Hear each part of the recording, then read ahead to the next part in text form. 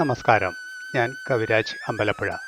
എൻ്റെ കെനിയൻ സന്ദർശനവുമായി ബന്ധപ്പെട്ട 12ാമത്തതും അവസാനത്തേതുമായ എപ്പിസോഡാണ് ഇത്. ഈ ട്രിപ്പ് അവസാനിക്കുന്ന ഇന്നത്തെ ദിവസം ഒരു പ്രത്യേക ഡിന്നറായിരുന്നു ഞങ്ങൾക്ക് വേണ്ടി ഒരുക്കിയിരുന്നത്. കൊച്ചിയിൽ നിന്നുള്ള ജോന്ന ഗ്രൂപ്പ് മാനേജർ മിസ്റ്റർ ഉണ്ണി മുൻകൂട്ടി തന്നെ ഇതെല്ലാം അറേഞ്ച് ചെയ്തിട്ടുണ്ടായിരുന്നു. ഡിന്നറിനോടൊപ്പം അരങ്ങേറിയ കെനിയയുടെ തനതായ പരമ്പരാഗത നൃത്തങ്ങളാണ് ഇപ്പോൾ സ്റ്റേജിൽ അരങ്ങേറിക്കൊണ്ടിരിക്കുന്നത്. കെനിയൻ പരമ്പരാഗത സംഗീതവും നൃത്തവും വളരെ ആകർഷകമായ ഒരു ലോകമാണ് കാണികൾക്ക് പരിവേഷണം ചെയ്യുന്നത്. ഒരു താളാത്മകമായ ട്രോസ്ട്രിക് കെനിയൻ സംഗീതത്തിന് നൂറ്റാണ്ടുകൾ പഴക്കമുള്ള വേരുകളുണ്ട്. വൈവിധ്യമാർന്ന വംശീയ ഗ്രൂപ്പുകളുടെയും അവരുടെ പാരമ്പര്യങ്ങളുടെയും ഘടനയിൽ നെയ്തെടുത്തതാണ് ഈ കലാരൂപങ്ങൾ. ഓരോ കമ്മ്യൂണിറ്റിയുടെയും അതിൻ്റെ തനതായ ശൈലി സംഭാവന ചെയ്യുന്ന ഒരു സംഗീത യാത്രയാണ് നമുക്കത് ഇപ്പോൾ കാണാൻ സാധിക്കുന്നത്. താളങ്ങളുടെയും ഈണങ്ങളുടെയും ഹാർമോണിയങ്ങളുടെയും സമ്പന്നമായ മൊസൈക്ക് സൃഷ്ടിക്കുന്നു. ലുവോ കമ്മ്യൂണിറ്റിയുടെ താളാത്മകമായ സ്പന്ദനങ്ങൾ മുതൽ കിക്കിയു ജനതയുടെ ശ്രുതിമധുരമായ ഈണങ്ങൾ വരെ കെനിയൻ സംഗീതം കഥകൾ പറയുകയും തലമുറകളിലുടനീളം സാംസ്കാരിക പൈതൃകം സംരക്ഷിക്കുകയും ചെയ്യുന്നുണ്ട്. പരമ്പരാഗത കെനിയൻ ഉപകരണങ്ങൾ പുരാതന കഥാകൃത്തുക്കളെ പോലെയാണ്. അവ പൈതൃകവും ശത്വവും വികാരവും അറിയിക്കുന്നു. നമ്മൾ ഇപ്പോൾ കാണുന്നത് ഈ കലാപരിപാടികൾക്ക് ശേഷം കാണികളിൽ പലരും ചെന്ന് അവരോടൊപ്പം നിന്ന് ഫോട്ടോ എടുക്കുകയും മറ്റും ചെയ്യുന്നുണ്ട്. ഞങ്ങളിൽപ്പെട്ട പലരും അതുപോലെ തന്നെ അതിന് ശ്രമിക്കുകയും ചെയ്തു, അത് എടുക്കുകയും ചെയ്തു. ആ രംഗങ്ങളാണ് ഇപ്പോൾ നമ്മളിപ്പോൾ കാണുന്നത്. ഇങ്ങനെയെല്ലാം എല്ലാവരോടും സഹകരിക്കുകയും ഫോട്ടോ എടുപ്പിക്കുകയും മറ്റും ചെയ്യുന്നത് അവർക്ക് വളരെ താല്പര്യമുള്ള സംഗതിയാണ്. ഇവർ ഇവിടെ അവതരിപ്പിച്ച ഈ നൃത്ത പരിപാടികൾക്ക് പിന്തുണ നൽകിയ ബാക്ക്ഗ്രൗണ്ട് ഉപകരണങ്ങൾ അറബ് വ്യാപാരികളിൽ നിന്നും കൊളോണിയൻ കാലഘട്ടത്തിൽ നിന്നും സ്വാധീനം ചെലുത്തിയിട്ടുണ്ട്. എന്നാൽ അതെല്ലാം അവർ സാംസ്കാരിക സന്ദേശവാഹകരെന്ന നിലയിൽ തങ്ങളുടെ റോളിൽ ഉറച്ചു ചെയ്യുന്നു. അവരുപയോഗിച്ച ഉപകരണങ്ങൾ ഒന്നായിരുന്നു നാറ്റിറ്റി. ലുവോ ജനതയുടെ ആത്മാവിൽ പ്രതിഫലിക്കുന്ന ഒരു ലെയർ പോലെയുള്ള തന്ത്രി ഉപകരണമാണ് അത്. നൃത്തവും കെനിയയുടെ പരമ്പരാഗത ഡിന്നറും കഴിഞ്ഞ് ഇറങ്ങിയ ഞങ്ങൾക്ക് ഒരു ഗ്രൂപ്പ് ഫോട്ടോ എടുക്കണമെന്ന് താല്പര്യം തോന്നി. കാരണം ഇതോടുകൂടി ഞങ്ങളുടെ കെനിയൻ യാത്ര ഇവിടെ അവസാനിക്കുകയാണല്ലോ. അവസാനിക്കല്ല, നാളെ ഞങ്ങൾക്ക് തിരിച്ചു പോവുകയും വേണം. അപ്പം ഇനി നമുക്ക് തിരിച്ചു പോകാനുള്ള യാത്രയും അതിനെക്കുറിച്ചുള്ള വിവരണങ്ങളുമാണ് തരുന്നത്. ഈ ട്രിപ്പിനെക്കുറിച്ച് ഇതിലുണ്ടായിരുന്ന ചിലരുടെ അഭിപ്രായങ്ങൾ നമുക്കൊന്ന് ശ്രദ്ധിക്കാം. ജാംബോ, ഞാൻ ജ്യോതി, ഹസ്ബൻഡ് ജയൻ. ഞങ്ങളിപ്പോൾ നിൽക്കുന്നത് നൈറോബിയിലുള്ള ഒരു വലിയ ഒരു ഷോപ്പിംഗ് മാളിലാണ്. ഷോപ്പിംഗ് മാളിൽ എന്ന് പറയുമ്പോൾ നമുക്ക് എല്ലാവർക്കും കണ്ടുപരിചയമുള്ളതാണ്. പക്ഷെ കഴിഞ്ഞ 2-3 ദിവസമായിട്ട് ഞങ്ങള് ആഫ്രിക്കയിലെ കെനിയയിലെ വളരെ ഫേമസ് ആയിട്ടുള്ള വനാന്തരങ്ങളിലായിരുന്നു. മസായ് മാര എന്ന് നിങ്ങൾ എല്ലാവരും കേട്ടിട്ടുണ്ടാവും. മസായ് മാരയിൽ 2 ദിവസം, അതിനു മുമ്പ് ലേക്ക് നൈവാഷ, അതിനു മുമ്പ് നക്കുരു എന്ന് പറഞ്ഞ വേറൊരു ലേക്ക് ഉണ്ട്. എല്ലാം വളരെ മനോഹരമായ സ്ഥലങ്ങള്. ഒരു എന്താ പറയാ, ആധുനികതയുടെ ഒന്നും അവിടേക്ക് കടന്നു ചെന്നിട്ടില്ലെങ്കിലും ആളുകളുടെ ആ നല്ലൊരു പെരുമാറ്റം കൊണ്ടും അവരുടെ ഹോസ്പിറ്റാലിറ്റി കൊണ്ടും നമ്മളെ വളരെയധികം മനസ്സിന് ആനന്ദം തന്ന ആ നാട്ടുകാരുടെ പെരുമാറ്റവും എല്ലാം കൂടി വളരെയധികം സന്തോഷത്തിലായിരുന്നു. ഞങ്ങള് 16 പേരടങ്ങുന്ന ഒരു ഗ്രൂപ്പ് കേരളത്തിലെ കൊച്ചിയിലുള്ള ഒരു ജോയന എന്ന് പറഞ്ഞൊരു ട്രാവൽ ഗ്രൂപ്പിന്റെ കൂടെയാണ് വന്നത്. അങ്ങോട്ടും ഇങ്ങോട്ടും പരിചയമില്ലാത്ത ഞങ്ങൾ 16 പേരും ഈ കഴിഞ്ഞ 4 ദിവസങ്ങളിൽ വളരെ അടുത്ത സുഹൃത്തുക്കളായി മാറി. ഞങ്ങൾ എല്ലാവരും കൂടി 3 വണ്ടികളിലായിട്ടാണ് ഈ മസായ് മാരയിലെ ഗെയിം ടൂറും നടത്തി. അതിനു മുമ്പ് ലേക്ക് നൈവാഷ എന്ന് പറഞ്ഞിട്ടുള്ള ആ ലേക്ക് കൂടെ പോകുമ്പോൾ നമ്മൾ നിരവധി പക്ഷികളെയും, ഇതുവരെ കണ്ടിട്ടില്ലാത്ത പക്ഷികളെയും മൃഗങ്ങളെയും നമുക്ക് അവിടുത്തെ ഐലൻഡുകളിൽ കാണാൻ സാധിക്കും. ഇപ്പോൾ മൈഗ്രേഷൻ നടന്നുകൊണ്ടിരിക്കുകയാണ്. അതായത് കെനിയൻ കാട്ടിൽ നിന്നും ടാൻസാനിയയിലേക്കുള്ള മൈഗ്രേഷന് വേണ്ടിയിട്ട് വൈൽഡ് ബീസ്റ്റ്, സീബ്ര 10,000-കണക്കിനാണ് അവിടെ വന്ന് തമ്പടിച്ചിരിക്കുന്നത്. അവര് പുഴ കടന്നാണ് അക്കരയ്ക്ക് പോകുന്നത്. ഞങ്ങൾ ചെറിയ മിനിറ്റിന്റെ വ്യത്യാസത്തിന് പുഴ കടക്കുന്നത് കറക്റ്റായിട്ട് കാണാൻ ഞങ്ങൾക്ക് പറ്റിയില്ല. പക്ഷെ 10,000-കണക്കിന് മൃഗങ്ങളെ ഞങ്ങൾ അവിടെ കാണുവാനായിട്ട് സാധിച്ചു. ഇവിടെ വന്ന് നമ്മുടെ മോഡേൺ ഇതിലേക്ക് തിരിച്ചു വരുമ്പോൾ ചെറിയൊരു വിഷമം ഇല്ലാന്നും കൂടി പറയാൻ വയ്യ. അത്രയും നല്ലൊരു ടൂറായിരുന്നു. ഞങ്ങള് ഇതിനു മുൻപ് പോയിട്ടുള്ള ടൂറുകളൊക്കെ ഞങ്ങൾ തന്നെ പ്ലാൻ ചെയ്ത്, ഞങ്ങൾ തന്നെ ടിക്കറ്റൊക്കെ ബുക്ക് ചെയ്ത്, ഹോട്ടൽസൊക്കെ ബുക്ക് ചെയ്ത് പോകാറാണ് പതിവ്. ആദ്യമായിട്ടാണ് ഇങ്ങനൊരു ഗ്രൂപ്പിന്റെ കൂടെ കണ്ടക്റ്റഡ് ടൂറായിട്ട് ഈ ടീമിന്റെ കൂടെ വന്നത്. ഇവരുടെ അറേഞ്ച്മെന്റും ഒക്കെ വളരെ നല്ലതായിട്ടാണ് എനിക്ക് അനുഭവപ്പെട്ടത്. കെനിയയിലേക്ക് വന്ന ഒരു ടൂർ പ്രോഗ്രാമായിട്ട് വന്നാണ്. ഞങ്ങളിപ്പോൾ വളരെയധികം ഷോപ്പിംഗ് ഒക്കെ ചെയ്ത് ആസ്വദിച്ചുകൊണ്ടിരിക്കുകയാണ് കെനിയയിൽ.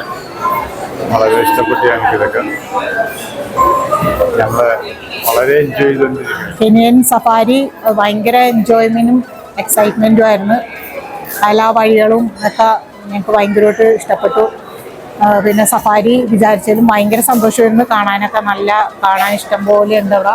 ഇവിടെ ഉള്ള ഒരു പ്രത്യേകത, ഇതൊരു പർട്ടിക്കുലർ ഒരു ഫോക്കസ് ചെയ്തിട്ടുള്ളതാണ്.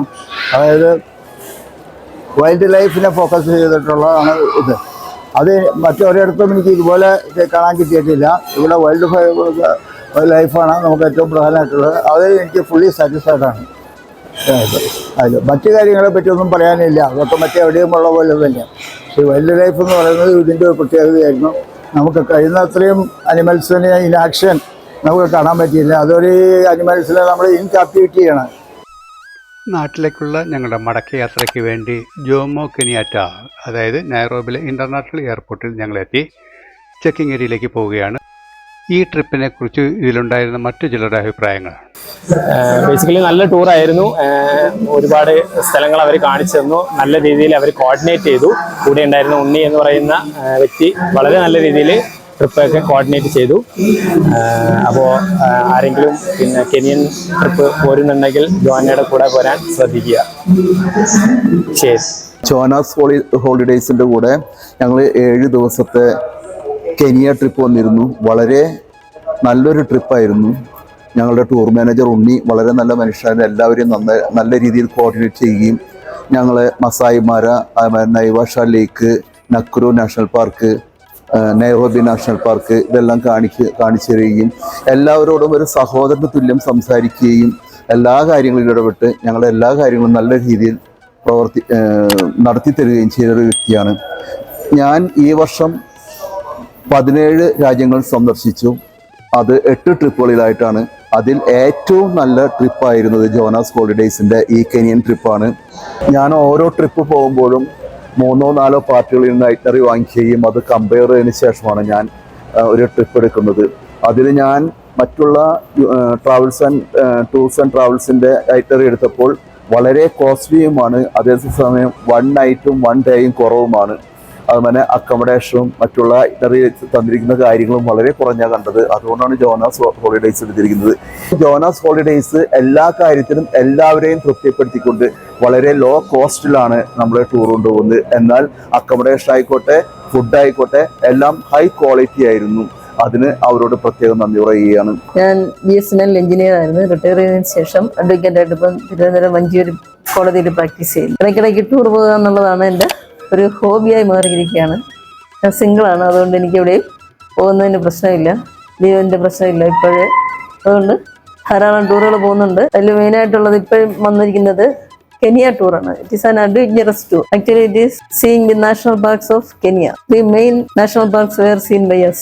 In our group, only 16 people are there. So, it is not a large group. It is a small group, and we have 3 vehicles to see the park very well. വേറെ നമുക്ക് എന്ത് കണ്ടു എന്ന് ചോദിച്ചു കഴിഞ്ഞാൽ national park തന്നെയാണ് main ആയിട്ടുള്ളത്. വേറെ ഒന്നും പ്രത്യേകിച്ച് പറയാനില്ല ഈ ടൂറിനെ പറ്റി. മറ്റുള്ള ടൂറുകൾ ധാരാളമായിട്ട് നമുക്ക് സിറ്റിയും. ഞങ്ങളുടെ ഈ ടൂറുകളെ പറ്റിയുള്ള അഭിപ്രായങ്ങൾ പറയുന്നത് എല്ലാവർക്കും എപ്പോഴും പോകാൻ സൗകര്യം കാണത്തില്ല. പക്ഷേ പലതും കേട്ടിട്ട് നിങ്ങൾക്ക് ഏതെങ്കിലും പോകാൻ പറ്റുന്ന, നിങ്ങളുടെ സൗകര്യത്തിനനുസരിച്ച് പോകാൻ പറ്റുന്നതിൽ നിങ്ങൾ ടൂർ പോവുക. ഇന്നത്തെ കാലത്ത് 50 വയസ്സ് 60 വയസ്സ് 70 വയസ്സൊന്നും ഒരു പ്രായമല്ല. അപ്പോൾ എപ്പോഴും വേണമെങ്കിലും ടൂറുകൾ അറേഞ്ച് ചെയ്യുക, പ്ലാൻ ചെയ്യുക, പോവുക, സന്തോഷിക്കുക.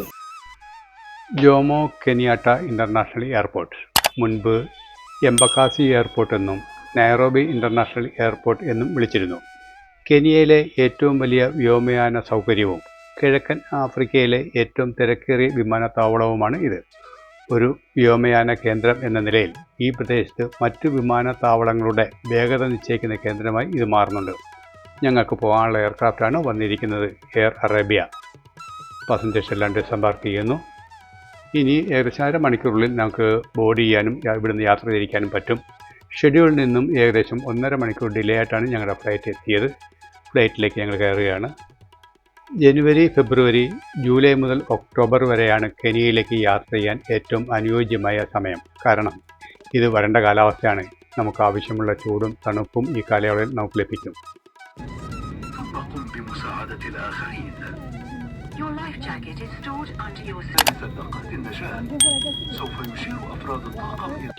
അങ്ങനെ ആഫ്രിക്കൻ ഭൂഖണ്ഡത്തിലെ കെനിയ എന്ന രാജ്യത്തിനോട് വിട പറയുകയാണ് ഞങ്ങൾ.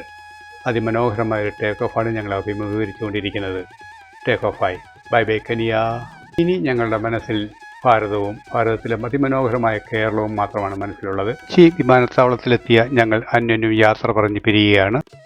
എൻ്റെ കെനിയൻ യാത്രയുമായി ബന്ധപ്പെട്ട വിശേഷങ്ങൾ ഇവിടെ അവസാനിപ്പിക്കാൻ ആഗ്രഹിക്കുന്നു. അടുത്ത എൻ്റെ യാത്ര US-ലേക്കാണ്, അമേരിക്കയിലേക്ക്. 21 ദിവസം നീണ്ടു നിൽക്കുന്ന ഒരു ഒറ്റയാൻ യാത്ര.